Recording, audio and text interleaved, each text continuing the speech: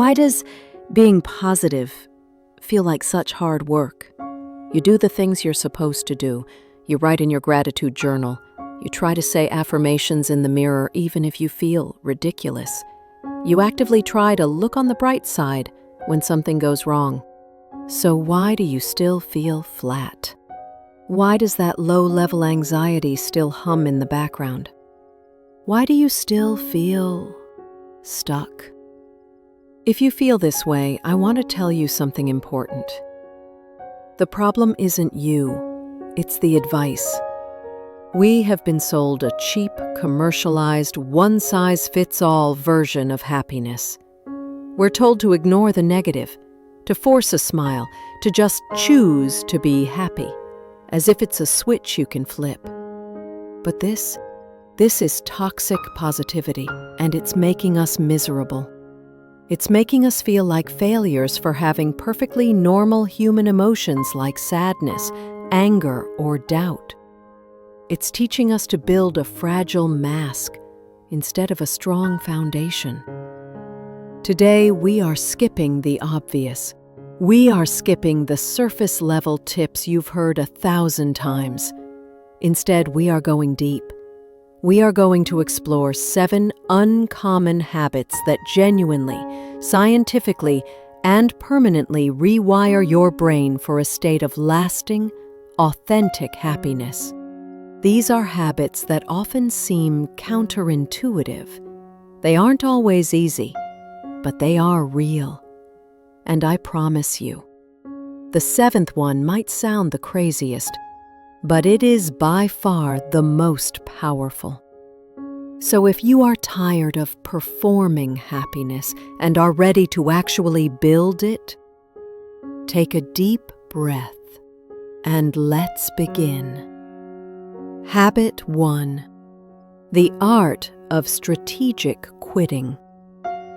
Let's start with a foundational lie we are all taught. Winners never quit, and quitters never win. This simple phrase, drilled into us since childhood, is perhaps one of the single greatest barriers to our happiness. We celebrate grit and perseverance to the point of absurdity. We stay in jobs we hate, relationships that drain us, and pursue goals that no longer align with who we are, all because we are terrified of being labeled a quitter. But here is the truth. Happiness is not found in mindlessly persevering. Happiness is found in having the wisdom to know what is worth persevering for, and the courage to quit everything else. This is habit 1, the art of strategic quitting. Think about it. Your energy, your time, your focus, these are your most precious finite resources. You cannot get them back. Every single day, you have a limited budget of emotional and mental energy. When you spend that energy on a job that makes you cynical, a friendship that is purely one-sided, or a project you started 5 years ago that you now dread, you are in energy debt. You have nothing left over for the things that could actually bring you joy, growth, or peace. Strategic quitting is not an act of failure. It is an act of liberation. It is the ultimate form of self-respect. It's looking at a situation and saying the cost of staying is higher than the cost of leaving. My future peace is more valuable than my past investment. I remember a client I worked with, let's call her Sarah. Sarah was brilliant. She was 3 years into a prestigious law degree, and she was miserable. She dreaded the readings. She felt alienated from her colleagues, and the thought of being a lawyer for 30 years gave her panic attacks. But she couldn't quit. Why? Because of the student loans, because of what her parents would say, because she'd already invested 3 years. This is called the sunk cost fallacy. We stay in a bad situation because of the resources we've already lost. We worked together for months, not on how to survive law school, but on if she should. The day she finally filed the withdrawal papers, she didn't feel like a failure. She told me, "I feel light." For the first time in years, I feel like I can actually breathe. Today, Sarah is a landscape architect. She makes less money, but she wakes up excited. She quit the prestigious path to choose the happy one. So how do you practice this? It starts with a simple audit. Tonight, take a piece of paper and make 2 columns. What gives me energy? And what drains my energy? Be brutally honest. List projects, people, habits, even subscriptions. Now look at the drains column. You don't have to quit everything tomorrow, but you must ask the hard question for each item. Is the benefit of this thing truly worth the energy I am pouring into it? If the answer is no, you haven't failed. You've just discovered something that is no longer worth your time. You've identified a candidate for strategic quitting. Start with something small. Quit that committee you hate. Unsubscribe from the email list that just makes you feel bad. Quitting is not giving up. It is making space. It is pruning the dead branches so that new healthy leaves can finally grow. And it's the essential first step, because you cannot build a happy life if your foundation is filled with things that drain you. Habit 2. Practicing active discomfort. The modern world is obsessed with comfort. We have apps to deliver our food, remotes to change the channel, cars to drive us 2 blocks. We have optimized our lives to avoid every possible friction or discomfort. And it is wrecking our minds. We have become so accustomed to constant, easy comfort that our resilience has atrophied, like an unused muscle. The moment something actually difficult happens, a tough conversation, a sudden setback, a physical challenge, we crumble. Our threshold for stress is paper thin. The common advice is to seek more comfort. Treat yourself, practice self-care, which usually means buying something or consuming something. The uncommon truth, authentic, resilient happiness is built by systematically and intentionally doing small, difficult things. This is habit 2, practicing active discomfort. This isn't about self-punishment, it's about self-expansion. It's about proving to your own brain on a daily basis that you are not fragile. You are capable. You can handle hard things. Think of it like a vaccine for adversity. You intentionally introduce a small, manageable dose of discomfort to build up your psychological immune system. When I first heard this concept, I thought it was ridiculous.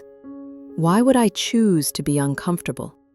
But I was desperate to break out of a long cycle of anxiety and procrastination, so I tried it. I started with something tiny. A 30-second cold shower at the end of my normal warm shower. The first day, it was awful. My brain screamed, "No, this is stupid, get out." But I stayed for 30 seconds. When I got out, I wasn't just cold, I was alive. My mind was crystal clear, and for the rest of the day, I had this quiet, humming confidence. Why? Because the very first thing I did that morning was something my brain told me I couldn't do.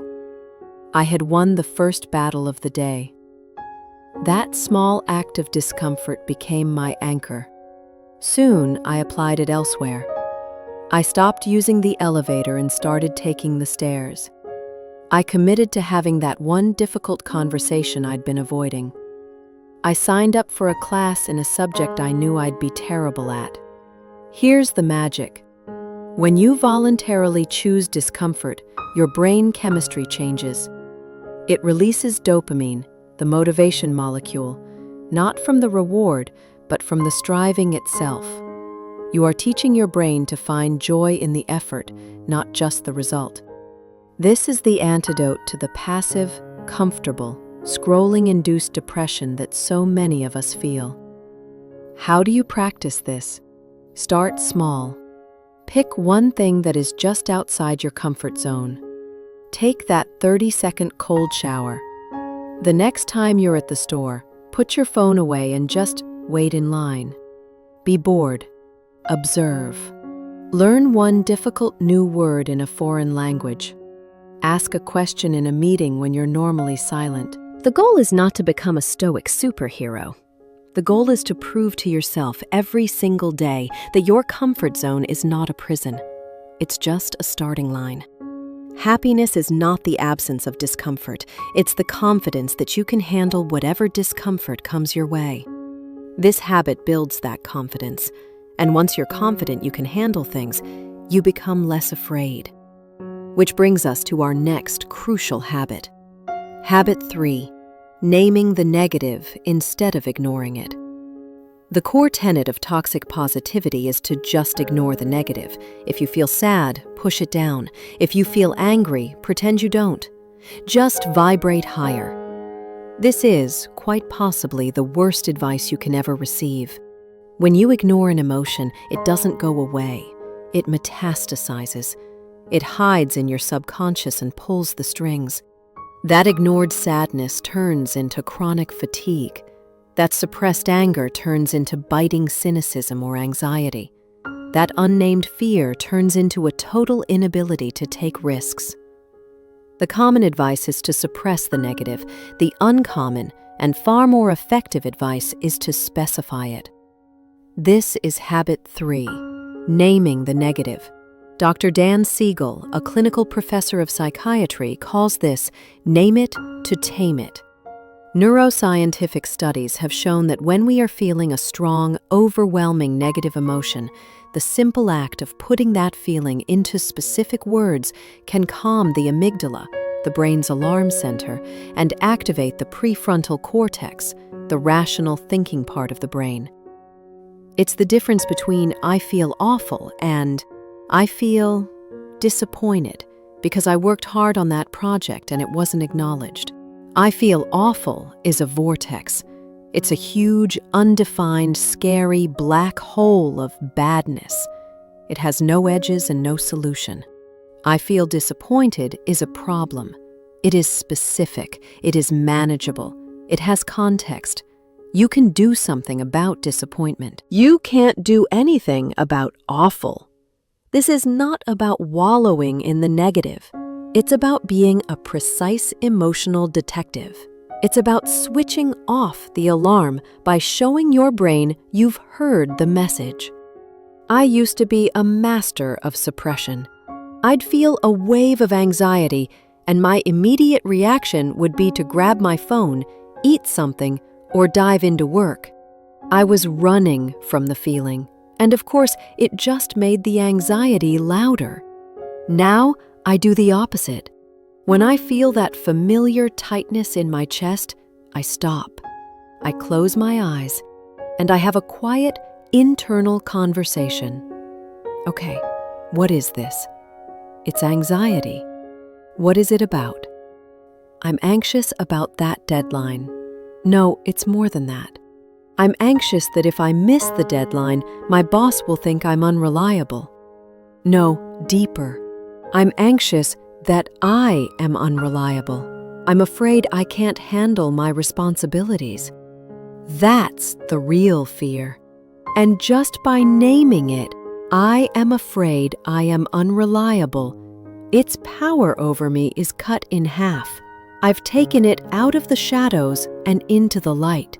Now I can talk back to it. I can say, okay, that's a fear, but here's the evidence of all the times I have been reliable. How do you practice this? Use the emotional granularity method. When you feel a bad emotion, don't stop at sad, mad, or stressed. Get more specific. Are you stressed, or are you overwhelmed, pressured, inadequate, rushed? Are you sad, or are you lonely, grieving, disappointed, empty? The more precise your word, the more power you take back. You can do this by journaling, by talking to yourself, out loud is fine, or even by using an emotion wheel chart. You can find them online. Stop running from your negative feelings. They are not your enemies. They are messengers. And the only way to make them stop shouting is to show them that you've received the message. Once you stop being afraid of your own negative emotions, you unlock the ability to feel the positive ones more deeply, which leads us to a new way of practicing gratitude. Habit 4, the reverse gratitude list. At this point, practice gratitude is the most common piece of happiness advice on the planet. And it's good advice. The research is clear. Noticing the good in your life does make you happier. But for many of us, it can feel stale. When you're in a truly dark place, being told, "Be grateful for the roof over your head," can sometimes feel dismissive. Your brain just says, "Yeah, but..." And when things are just okay, the daily gratitude list can become a robotic chore. I'm grateful for coffee. I'm grateful for my cat. I'm grateful for the weather. It loses its emotional punch. If regular gratitude feels flat, I want to introduce you to a more potent, visceral practice. This is habit 4, the reverse gratitude list.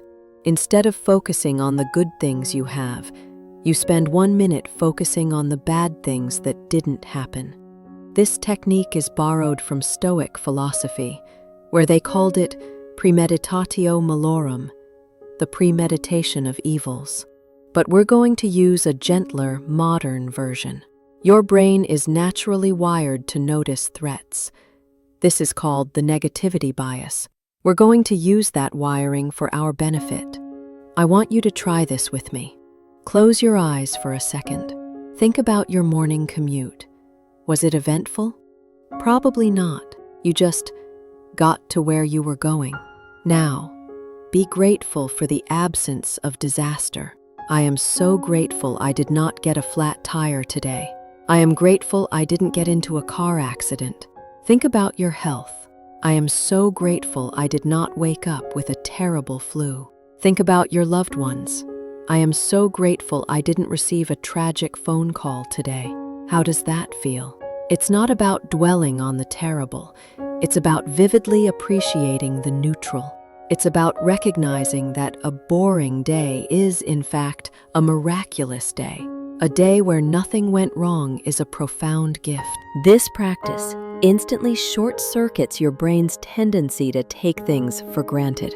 I do this when I start to feel cynical. If I'm feeling sorry for myself, I'll stop and think, I am grateful my power is on. I am grateful my internet is working. I am grateful my car started. I am grateful my loved ones are safe. Suddenly, my bad day, which was probably just a minor inconvenience, is put into sharp perspective. I am surrounded by a fortress of things that are going right. How do you practice this? You don't need to write it down. Just make it a mental habit. When you get home from work, take 10 seconds. I'm grateful that was an uneventful, safe trip.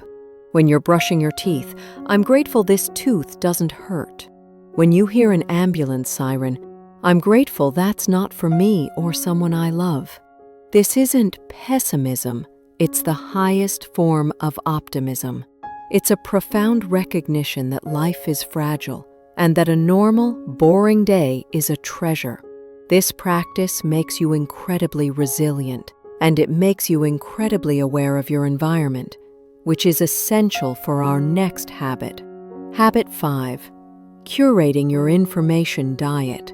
We are all incredibly careful about the food we put into our bodies. We read labels, we avoid toxins, we know that you are what you eat. Why are we not at all careful about the information we put into our minds? Every day, from the moment you wake up, you are consuming. You are consuming angry tweets, terrifying news headlines, curated Instagram feeds designed to make you feel inadequate, and cynical comments. This is not a neutral act. You are eating this information. It is becoming part of you. It is shaping your thoughts, coloring your mood, and dictating your outlook on life. You cannot build a happy, positive life if your information diet consists of 90% toxic junk food?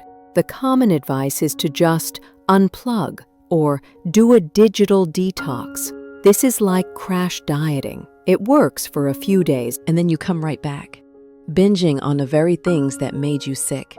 The uncommon advice is to stop detoxing and start curating. You must become a ruthless, intentional curator of the information you allow into your mind. This is habit 5, curating your information diet. This is not about ignoring the world. It's about consciously choosing how you engage with it. It's about building an environment, both digital and physical, that supports your mental health rather than attacks it. Years ago, I was a news junkie. I had alerts on my phone. I listened to political podcasts all day. I scrolled Twitter constantly. I told myself I was being informed, but I wasn't. I was being enraged. I was anxious all the time. I was cynical about humanity. I felt powerless and angry. One day I realized my informed state wasn't helping anyone. It wasn't making me a better activist or citizen. It was just making me a miserable, burnt-out person. So I started curating. I deleted all news apps.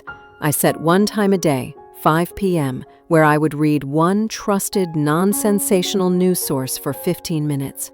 I unfollowed every single account on social media that made me feel angry, envious, or less than. My feed became 90% art, nature, architecture, and dogs. I stopped listening to angry podcasts and switched to long-form interviews and educational content. The change was not instant, but within a month, the background noise of anxiety in my head went from a 10 to a 2. I had more energy. I was kinder to the people around me. I had space in my brain to think, to create, to be bored. How do you practice this? Do a 3-day audit. Pay attention to every piece of media you consume. Ask yourself, did this make me feel better or worse? Did this give me energy or take it away? Then, be ruthless. Unfollow or mute anyone who makes you feel bad. It's not personal, it's mental hygiene. Delete apps that are just doom-scrolling traps. Subscribe to newsletters, podcasts, and channels that genuinely teach you something or make you feel calm and inspired. Set boundaries. No news before 10 a.m. No social media in the bedroom. You are the gatekeeper of your mind. You have the right and the responsibility to protect your mental space. A happy mind cannot be built in a toxic environment. Curate your environment, and you will curate your happiness. And this curation creates space, which leads us to one of the most difficult and most rewarding habits of all. Habit 6, scheduling do-nothing time.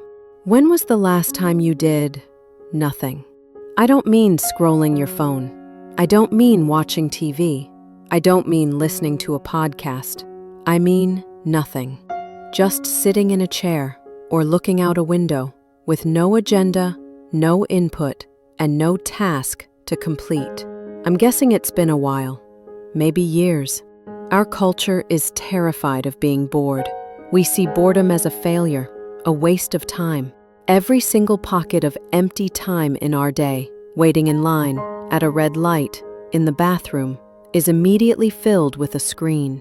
This constant stimulation is catastrophic for our brains.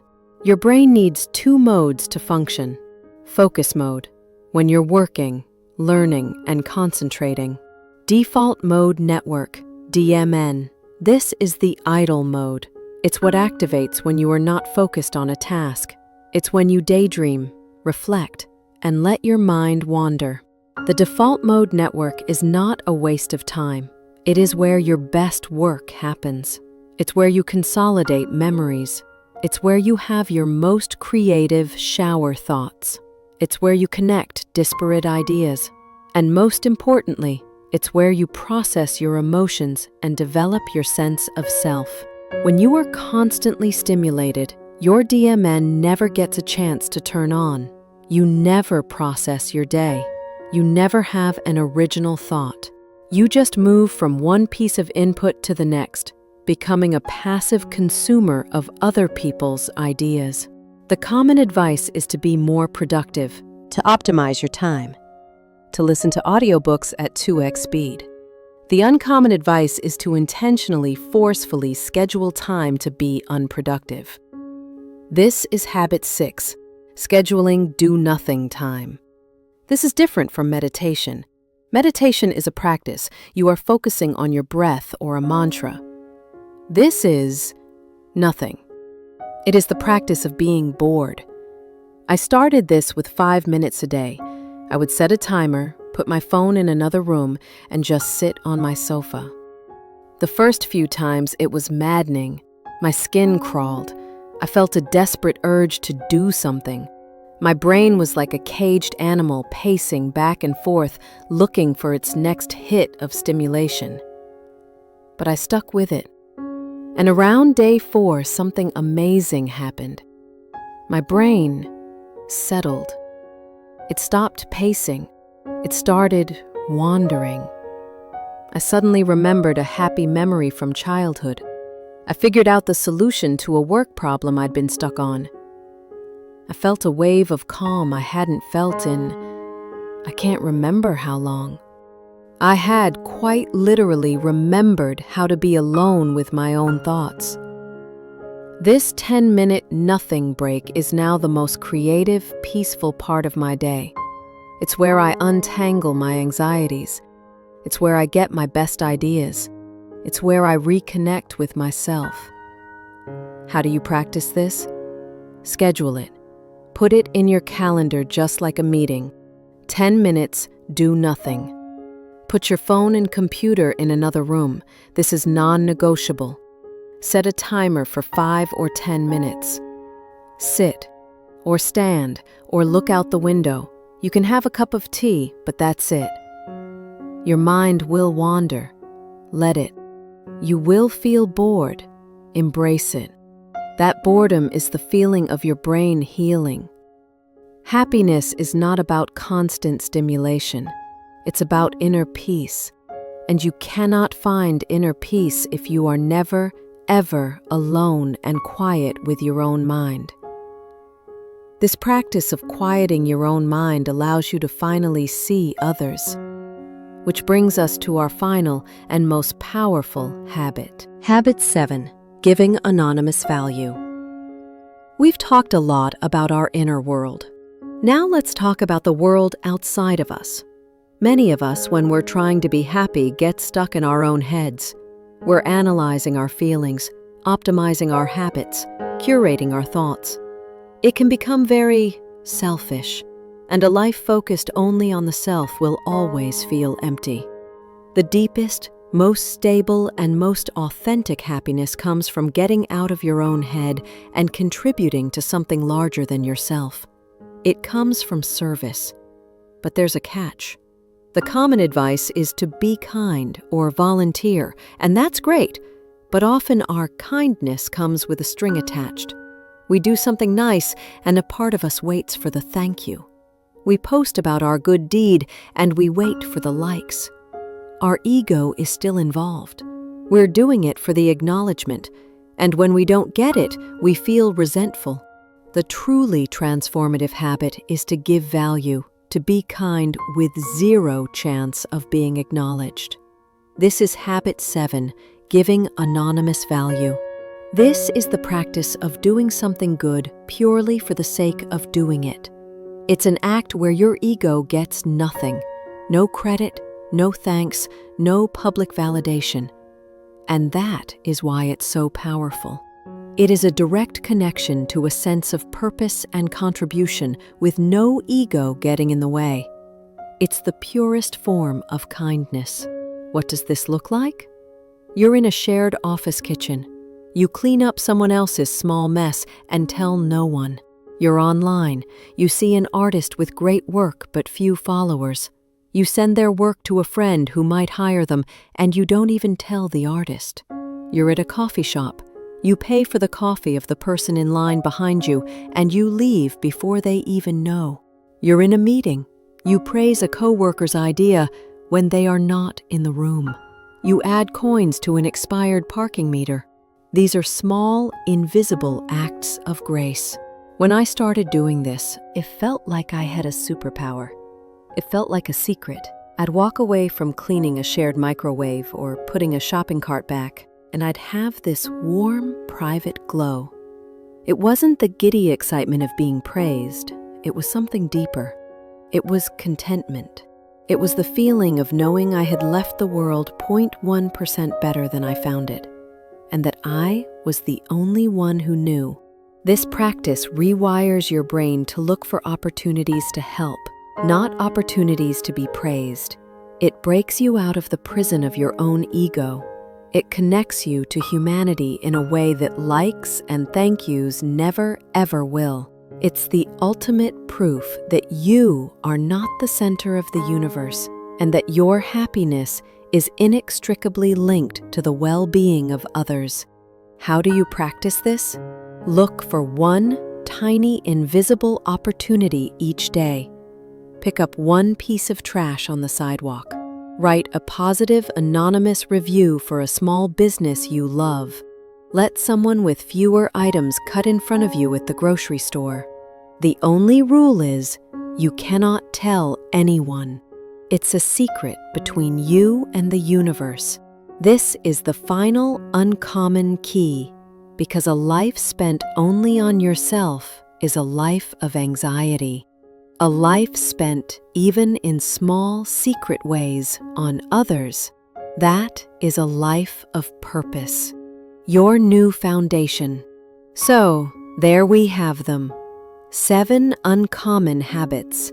Strategic quitting to make space for joy. Active discomfort to build real confidence. Naming the negative to tame your fears. Reverse gratitude to see the miracle in the boring. Curating your information diet to protect your mind. Do nothing time to reconnect with yourself. Giving anonymous value to connect with purpose. You see, genuine happiness was never about forcing a smile or ignoring reality. It was never about feeling good all the time. It was about doing things that mattered. It was about having the courage to prune your life, the discipline to build your resilience, the honesty to face your own shadows, and the profound generosity to step outside of your own ego and serve the world. Happiness isn't a destination you finally arrive at. It's not a prize you win. It is the quiet, steady foundation you build, one small, counterintuitive, uncommon habit at a time. It is the reward for having the courage to live differently from the crowd, to build a life of intention, meaning, and authentic peace. Your challenge isn't to do all 7 of these tomorrow. That's overwhelming. Just pick one. The one that scared you. The one that intrigued you. The one that whispered to you, yes. This is what I've been missing. Pick just one and try it for 1 week. In the comments below, I want you to tell me, which uncommon habit will you try first? By writing it down, you are making a promise to yourself. You are laying the first brick of your new foundation. Thank you for spending this time with me. You are not alone in this, and you are more capable of building a happy life than you have ever been led to believe. Start small. Start differently.